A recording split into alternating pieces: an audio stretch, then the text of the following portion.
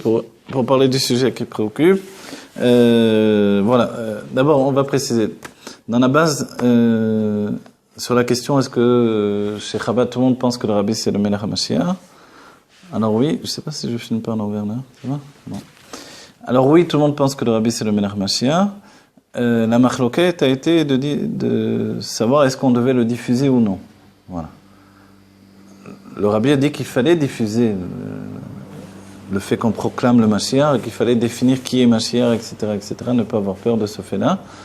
Il y a eu une époque où, comme certains Chabad sont venus se plaindre au Rabbi, alors il a demandé de se calmer. Mais ensuite, le Rabbi a relancé la chose lui-même et c'est reparti de plus belle. Okay? Et dans les années, les Nounim, vous voyez, c'est les années 90, à partir de là, ça ne s'est plus arrêté. Et ça a été clairement établi. Et donc, de l'aveu de pratiquement tous les Chabadnikim, tout le monde pensait qu'on allait rentrer dans la Géoula. Voilà. Comme il y a eu Gimel Tammuz, alors là se partage le monde Chabad en deux optiques. Ceux qui sont trop réalistes ou oalistes pour imaginer autre chose que la réalité dans laquelle ils sont enfermés, ou ceux qui se sont tellement pénétrés de Elokut et des enseignements de divinité, des enseignements du Rabbi, pour être capable de comprendre que le monde, ce n'est pas ce que je vois uniquement. Et que tout l'enseignement qui est en relation avec notre génération, c'est l'éternité du corps, justement, non pas uniquement l'éternité de l'âme, puisqu'on comprend bien que les chrétiens ou les hindous, les tibétains, tout le monde est d'accord pour dire que l'âme ne peut pas mourir, elle est éternelle. Donc, le chidouche vraiment de notre Torah, en général, la Torah du peuple juif, et en particulier la Chassidut Chabad en finalité, c'est de démontrer que le corps et la matière dans laquelle on vit, c'est une matière divine. Et de cette matière divine, on va accéder à l'éternité du corps. Puisque l'essence de Dieu va se dévoiler et que l'essence habite la matière. Donc en fait, ces points de là, ils sont simplement, est-ce que j'ai assez on va dire de ressentiment, peur de ressentiment, c'est un mot négatif, mais de perception. Mais la foi, c'est quelque chose de makif. Ça vient de, est-ce que j'ai assez finalement de perception de l'immatériel ou non? Voilà, c'est ça notre problème. Et est-ce que mon cerveau même est capable de percevoir un petit peu d'immatériel ou de tout au moins d'accepter? Percevoir, c'est déjà un pas en avant. Puisque percevoir la Géoula, c'est complètement plonger dans le monde immatériel. Un monde qui va se disloquer de notre vision, dans le sens où tout est un monde de non divin, de lumière divine, de présence de Dieu, qu'on ne voit pas de nos yeux. Donc, se projeter dans ce monde, c'est exploser la réalité, mais pour y résider de manière divine, vous voyez, dans un premier temps. C'est-à-dire qu'on va vivre dans une réalité totalement magnifiée. Le monde reste tel qu'il est parce que le monde, en réalité, il n'a pas besoin d'être transformé, il a besoin d'être dévoilé. Parce qu'à l'intérieur du monde se trouve l'essence de Dieu. Ça, ce sont les écrits du Rabbi, ok, qui continuent les écrits des Rabbim, qui eux parlaient déjà de tout ça. Mais en réalité, c'est vrai qu'au sein même de la communauté Chabad et des Chassidei Chabad, celui qui s'est engagé dans la shlichut, celui qui s'est engagé dans le travail, etc., l'individu va faire la différence. Et dans l'individu, certains pensent que tout ça ne transforme pas sa réalité, ou même au-delà de la pensée. Il n'est pas capable d'accéder à une Torah qui est une Torah immatérielle.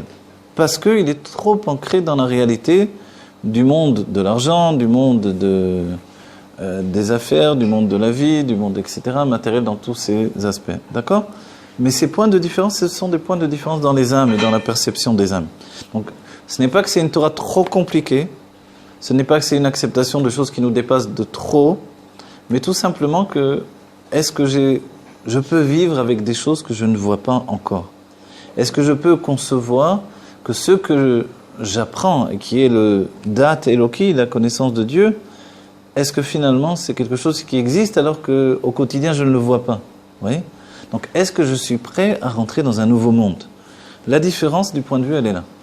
Et l'idée même du Rabbi, qui est une idée au départ, on va dire même, une idée de provocation, d'accord? Provoquer en nous la Géoula, en disant qui est le Mashiach, c'est de vouloir le Mashiach immédiatement. C'est le point de différence tout simplement.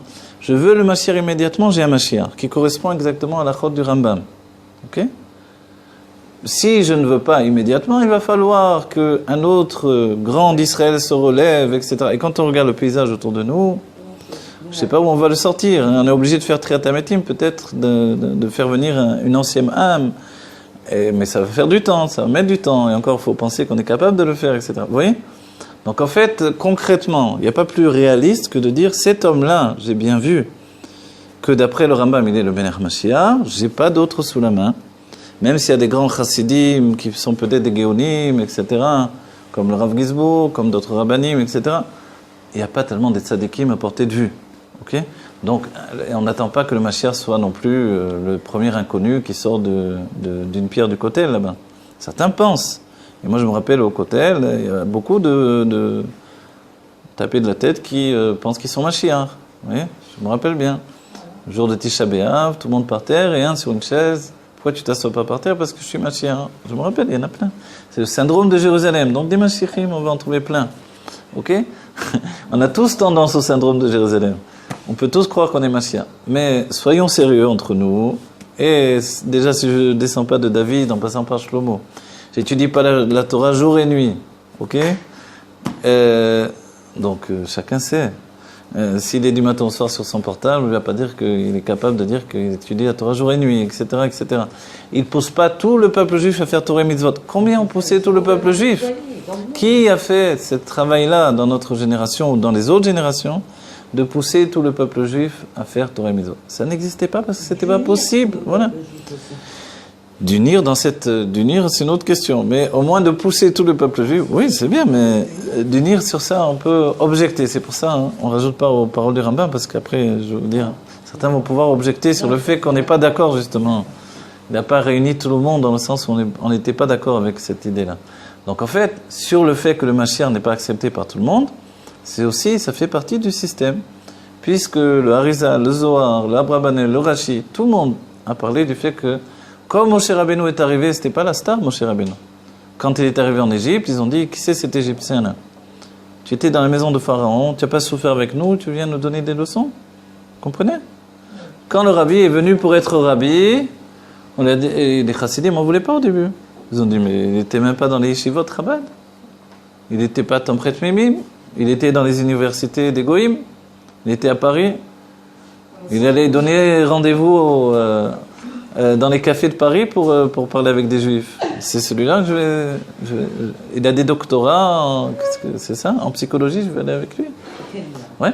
Donc c'est un étranger comme Moshe Rabbeinu exactement. Donc il était avec Pharaon celui-là. Ouais. Il était en plus dans le monde de l'ingénierie, comme on dit comme ça, navale de l'Amérique, etc. C'est ça le Mashiach?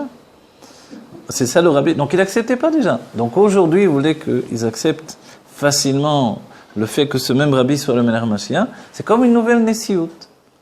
Une nouvelle fois où le rabbi redevient un rabbi, simplement un rabbi maintenant qui devient le roi de l'humanité. Mais sachez que c'était déjà une marloquette chez Chabad, où certains Chabad n'aimaient pas beaucoup le fait que le rabbi devienne le rabbi de tout le monde. Ça posait un problème. C'était notre rabbi à nous. Comme le Chassidut de Gour, à leur propre rabbi, leur Anmo, Chassidut de Sante, ça sont Anmo. Certains Chassidés Chabad voulaient que ça soit, et ça reste leur rabbi, et non pas que le rabbi devienne le rabbi de tous les juifs. Or, on a bien vu que s'il y a une photo qui est dans toutes les maisons de tous les juifs, Faradim ou Ashkenazim, c'est la photo du rabbi Melech Mashiach. Il y a un seul qui a été diffusé dans le monde entier, avec cet écrit-là. On a osé faire ça, écrire le rabbi Melech Mashiach. C'est le rabbi Melech Mashiach. Vous voyez? Je me rappelle des élèves à moi qui avaient fait tchouva, des Breslev à qui j'avais enseigné. Ils étaient partis pas loin pas loin du Tibet, enfin à côté de la cordillère des Andes là-bas, tout ça. Et puis ils voulaient délaisser totalement le judaïsme. Ils sont arrivés dans un restaurant là-bas. Il y avait une immense photo de Hidvado du rabbi là-bas. Ils se sont dit c'est pas possible. Une immense photo, il y avait le rabbi avec les chassidim en train de faire une Hidvadot. Ils se sont dit c'est pas possible, il est de partout. Vous voyez? Et en fait, c'est cette situation-là qui n'existait pas auparavant, techniquement, le monde n'était pas prêt. Donc, forcément, vous avez là quelque chose qui est avantageux pour vous. Vous n'êtes pas encore amoureux du rabbi, ça va venir, mais disons que vous ne l'êtes pas. Mais soyez, on va dire, opportuniste. Prenez ce qu'il vous faut pour rencontrer Dieu.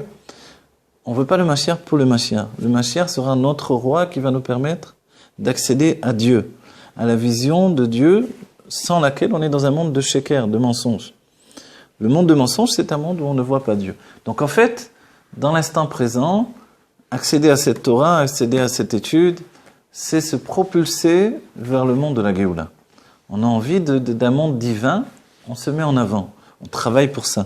Vous voyez? Et ça, c'est donné à chacun. C'est pas vrai que c'est difficile, c'est juste une acceptation dans le cerveau, dans l'âme. Si on accepte, on se rend compte que c'est pas si difficile. Par exemple, mon cours, peut-être le texte en lui-même, si on n'a pas l'hébreu qu'il faut, etc. Mais c'est l'hébreu le plus simple du monde, je vous signale. Oui, c'est pas un hébreu universitaire du tout, c'est un hébreu. Voilà, je le traduis, je l'explique, mais c'est pas un hébreu difficile, je vous dis. Moi, j'ai appris l'hébreu comme ça. Le problème de Eva, c'est que je pense que c'est ça. Parce que ou des autres, alors ouais. Oui, c'est sûr. Mais ma soeur, ce que je peux moins dire, on enregistre, c'est qu'il y a l'influence de... On enregistre, là, oui.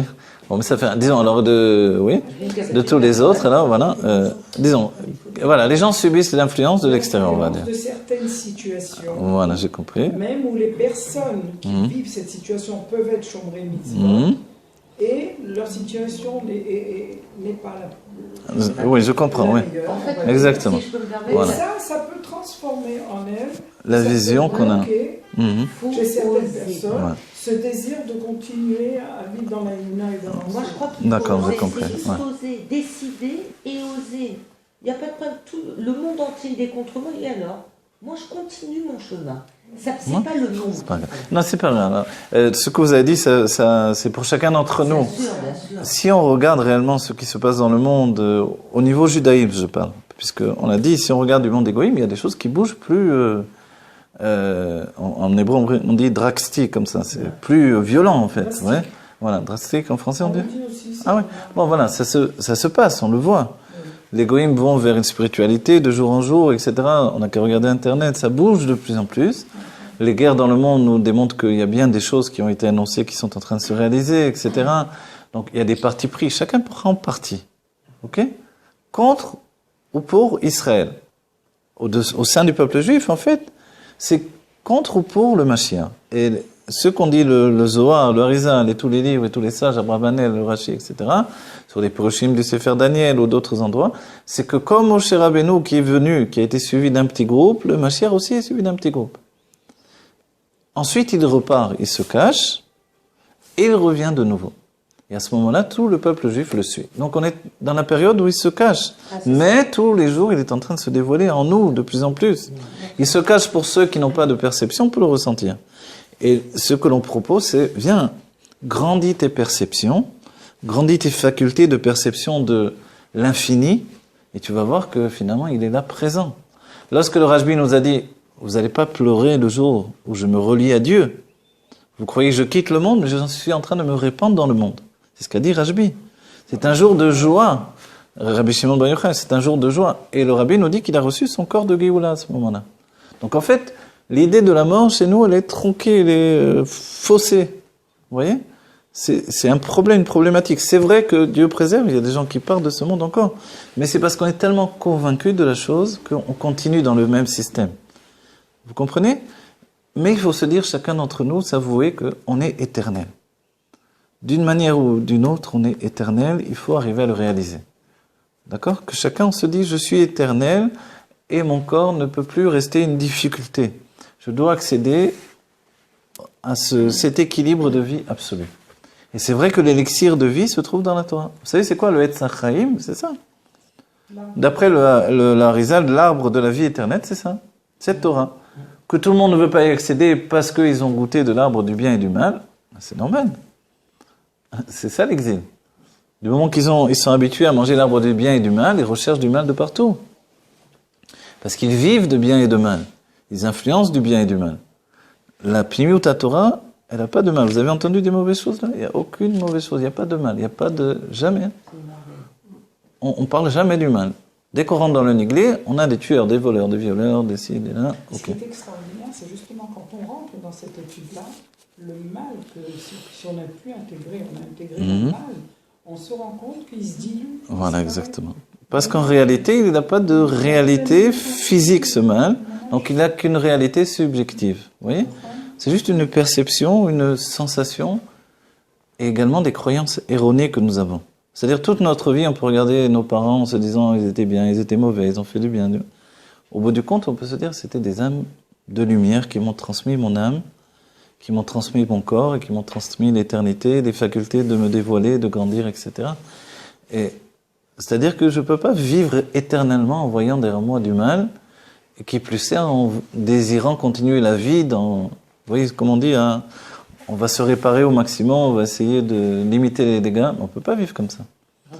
On va aller vers le bien, de manière intensive. Vous pensez que c'est une question de choix personnel, en fin de compte? Oui, en fin de compte, c'est un choix personnel. En fin de compte, c'est même plus de subir l'influence, c'est de prendre conscience et de choisir. Exactement. Enfin, on est grand, maintenant on choisit, là, tu veux quoi, bleu ou jaune? Voilà, et c'est pour ça que la Torah, déjà du début, elle nous a dit Natati lecha et hachaim ve'et hamavet et hatov ve'et hara ubacharta b'chaim.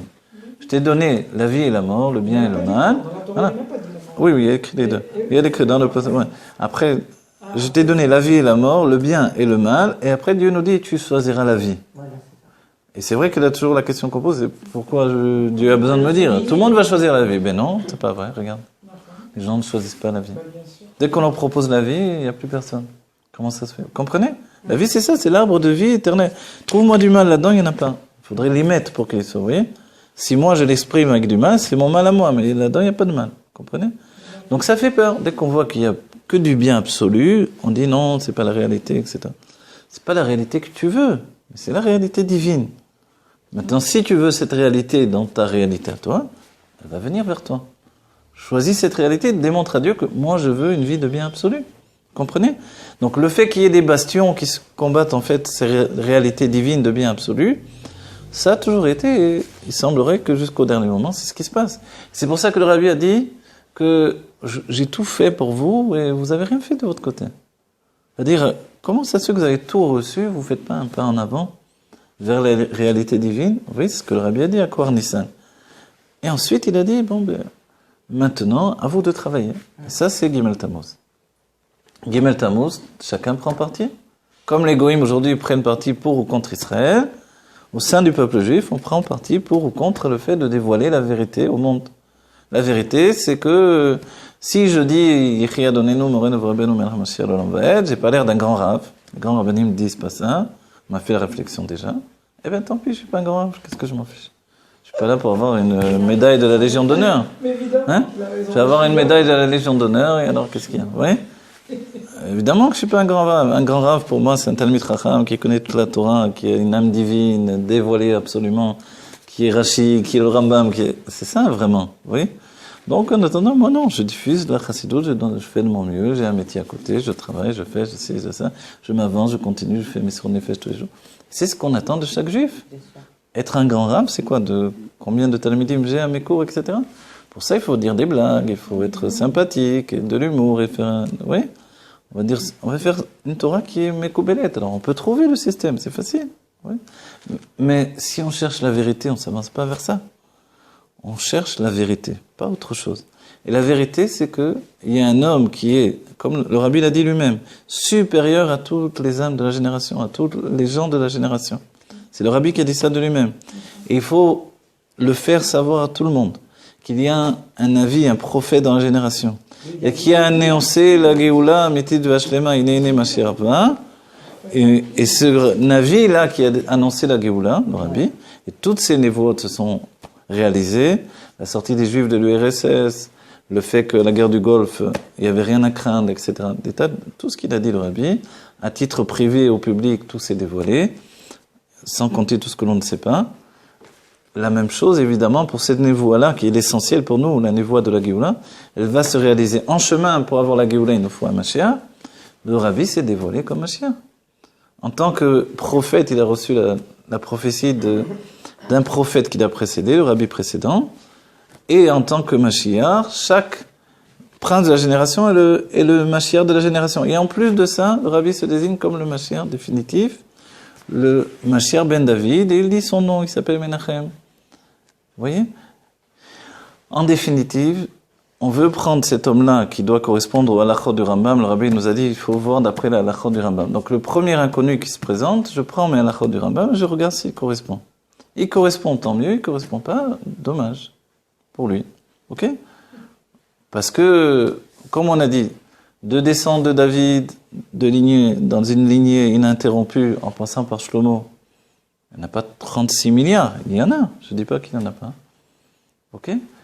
Ensuite, d'étudier la Torah jour et nuit.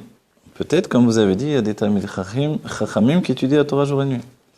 Mais ensuite de ça, il faut pousser tout le peuple juif à faire Torah et Mitzvot. Et ça, il y a beaucoup moins de participants. Vous voyez?